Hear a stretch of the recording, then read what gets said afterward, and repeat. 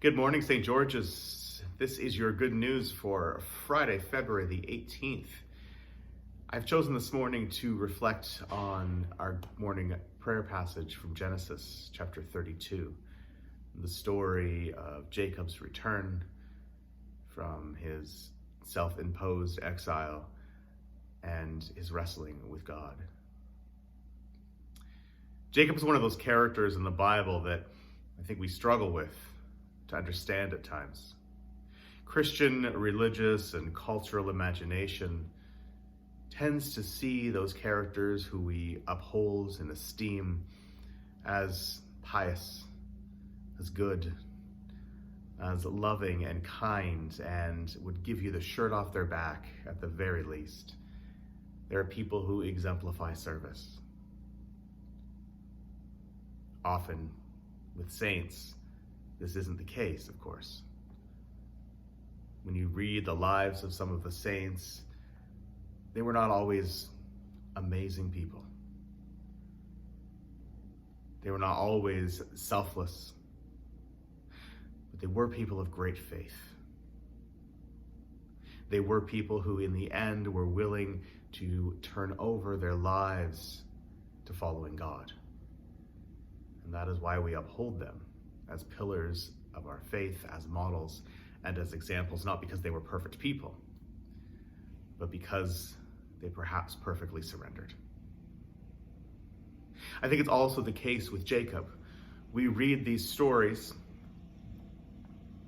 and Jacob is not a great man. He is manipulative, he is cunning, he is perhaps abusive. He steals what is his brother's, and then he runs off.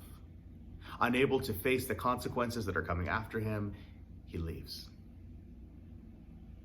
He's not a great model of ethical behavior.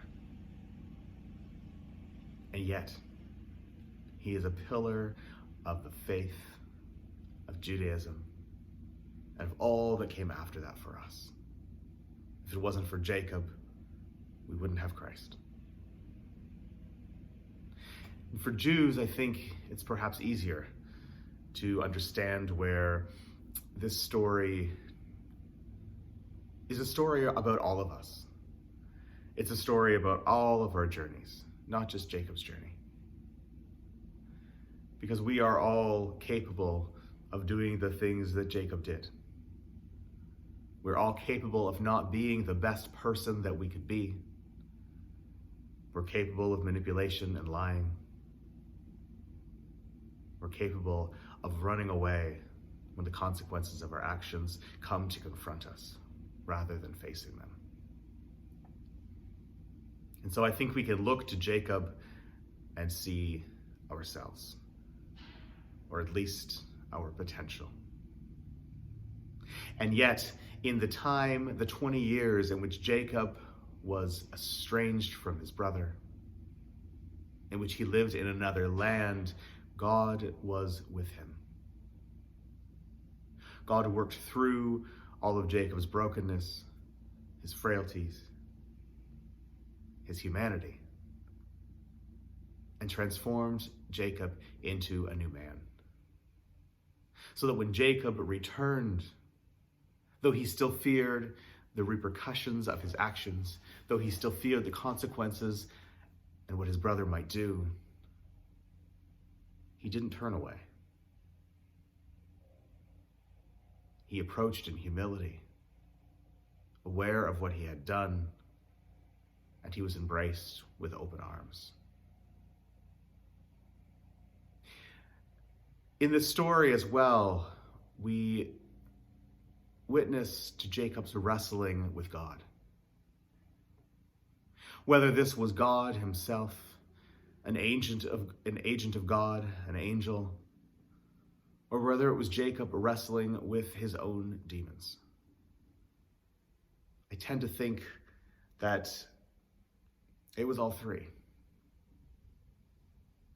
Because I think what a life in faith, a life devoted to God, to walking the path that God leads forth for us, leads us as well to wrestling with our own demons.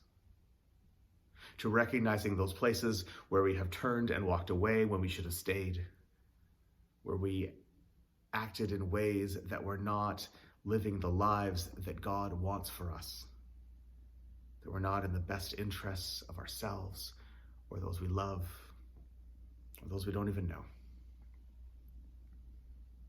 I think wrestling with God is wrestling with those parts of ourselves that we would rather ignore, that we would rather bury.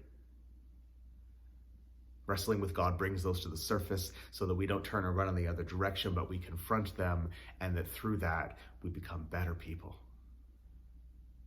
For me, this is what the story of Jacob is. And the good news in all of this is that even when we do run away, God doesn't leave us. He's there the entire time. He is walking with us. He's guiding us. He is transforming us into his vision of who he intended us to be. His love is steadfast. His faith in us is strong. We can't believe in ourselves anymore. God still believes in us. What a beautiful message in this story of this man who wasn't a great person,